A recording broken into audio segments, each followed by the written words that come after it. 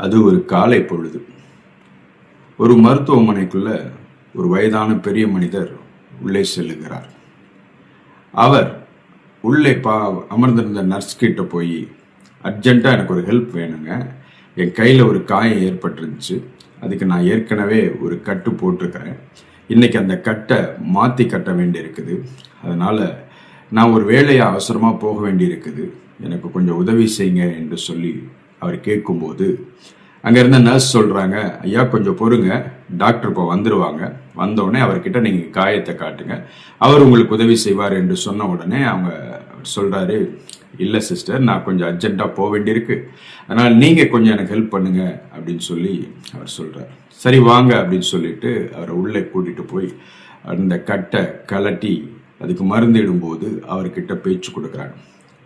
என்ன இந்த காலையில் இவ்வளோ அவசரமாக போக வேண்டிய வேலை உங்களுக்கு என்று சொல்லி கேட்கும்போது, என் மனைவி மருத்துவமனையில் இருக்கிறாங்க, நான் போய் தான் அவங்களுக்கு சாப்பாடு கொடுக்கணும்னு சொன்னோன்னே உடனே அந்த நர்ஸ் வருந்தி, ஐயோ சாரி, இது எனக்கு தெரியாமல் போச்சு, உங்கள் மனைவிக்கு என்ன பிரச்சனை, ஏன் அவங்க மருத்துவமனையில் இருக்கிறாங்க அப்படின்னு கேட்கும்போது, அவங்களுக்கு அல்சைமர் டிசீஸ், அவங்களுக்கு யாரையுமே ஞாபகம் இல்லை, நான் போய் அவங்கள வற்புறுத்தி சாப்பாடு கொடுத்தாதான் அவங்க சாப்பிடுவாங்க அப்படின்னு சொல்லும்போது அதிர்ந்து போன நர்ஸ் அவரை உத்து பார்க்குறாங்க.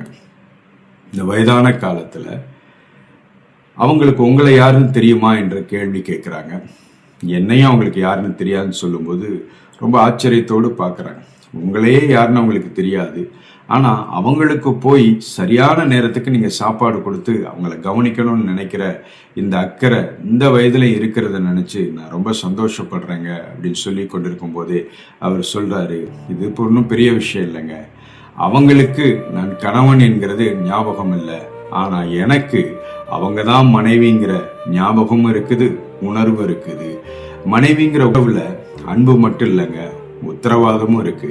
அந்த உத்தரவாதத்தின் நிமித்தம் தான் நான் இப்போ அவசரமா போக உங்களை போட்டு ப்ரெஷர் பண்றேன் அப்படின்னு சொல்லும்போது அவங்க அதிர்ந்து போய் அவரை ஆச்சரியமாய் பார்த்தார்கள்.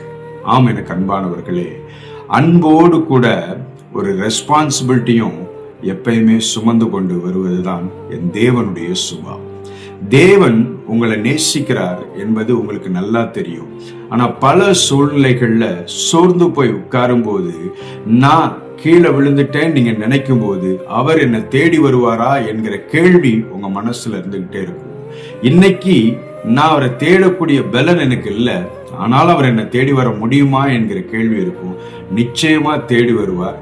ஏன்னா அவருடைய அன்புக்குள்ள ஒரு உத்தரவாதம் இருக்கிறது.